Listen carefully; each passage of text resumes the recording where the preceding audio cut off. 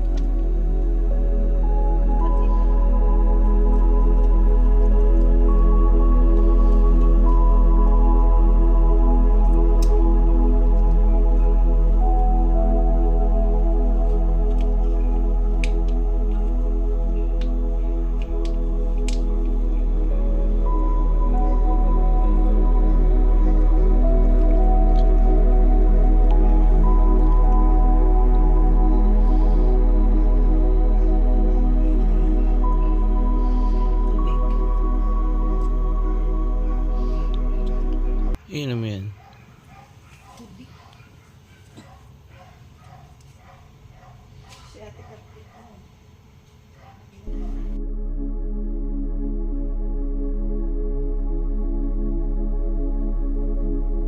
Talap. Kumain ang Coco.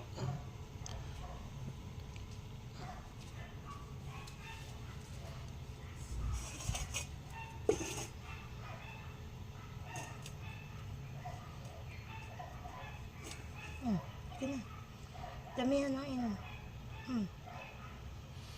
Inom lang mo dami. Sige.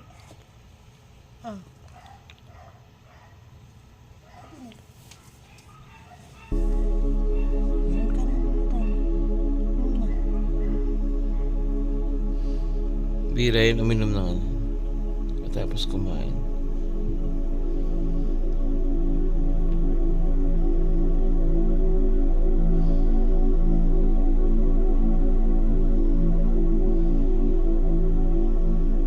Lalayas ka pa. Inom na ikaw. Inom na.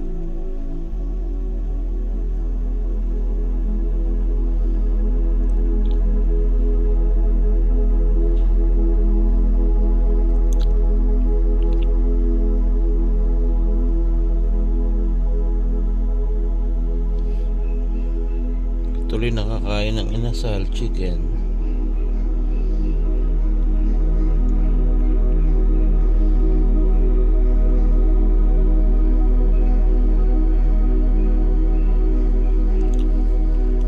Sana yung kumot mo yun. Didigan mo.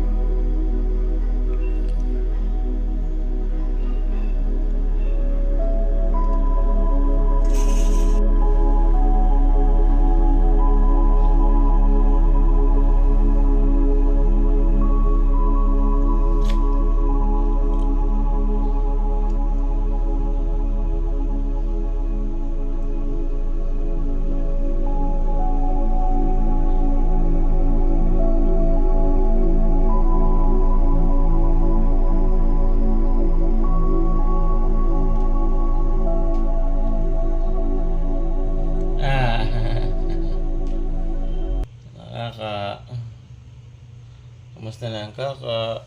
Kakain na. Pagaling na si Coco para makapaglaro na. Hindi makapaglaro eh.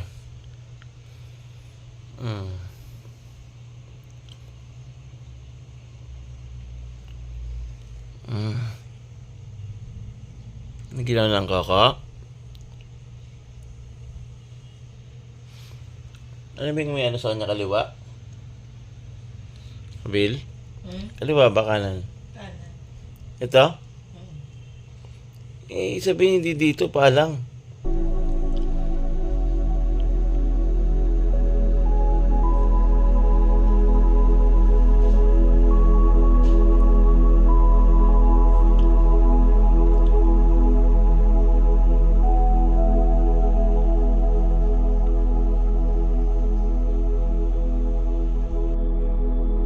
Pahinga lang si Coco kasi layas ng layas eh. Kaya pinagpapahinga. Ayan o, galing na o. Galing na o. O. Galing na o. Sige nga.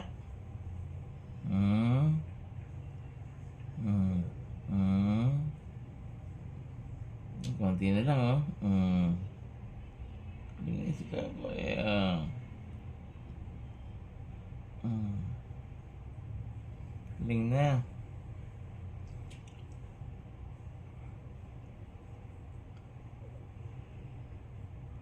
Dito lang siya. Pilayan lang to. Ito. Sakit pa? Sakit pa? Pero gumagaling yung buntot niya, ibig sabihin. Gusto niya yun na ano.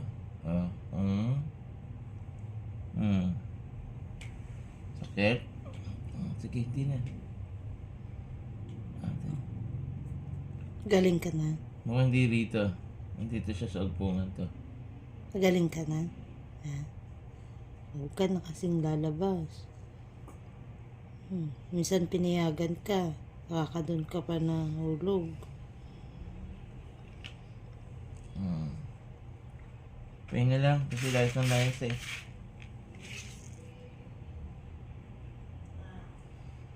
Nakalakad-lakad naman siya na.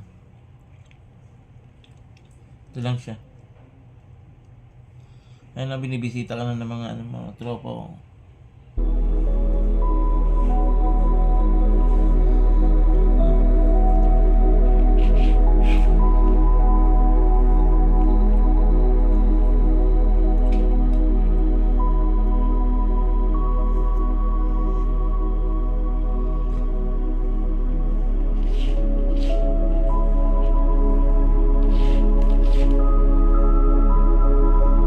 Buti guys, nakakakain na si Coco.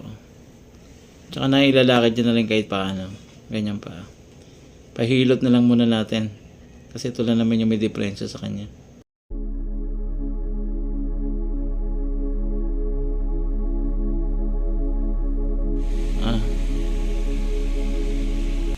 Ayan o, masakit pa rin yung ganyan paa.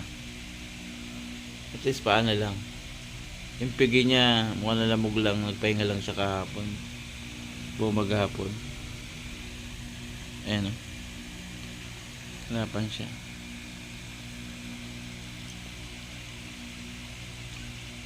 Pahinga mo lang yung paa. Gagaling din yan ko. Galing na si Coco. Maglalaro na ulit si Coco. Higa na dyan, magpahinga. Sleep muna, sleep. Pahinga ka dyan. Nagpapahinga ka lang, layas ka kasi nang layas eh.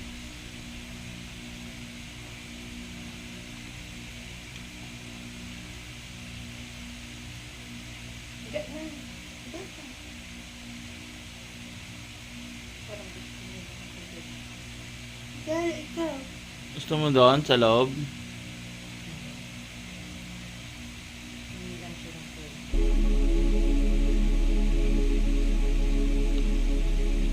Pahinga ka na lang.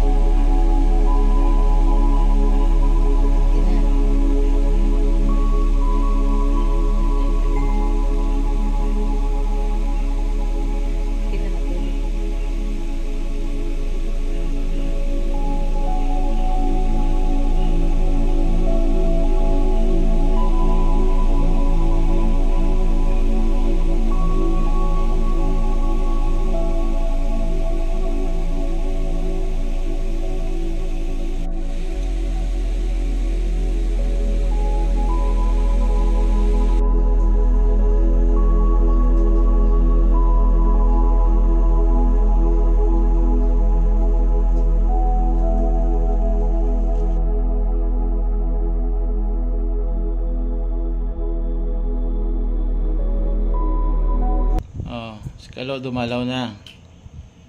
Dumalaw na mga kitten kay ano. Kay Coco. Yan o, tuntua naman si Coco. Magalaw ang buntot. Guys, ayan o, tinabihan siya ni Kit Kit. Alam din nila siguro yung sitwasyon ni Coco. Kasi makulit to pagkasama ng mga kitten Pahinga lang muna siya. Guys, hanggang sa susunod, abangan nyo ang journey ni Coco. Bye!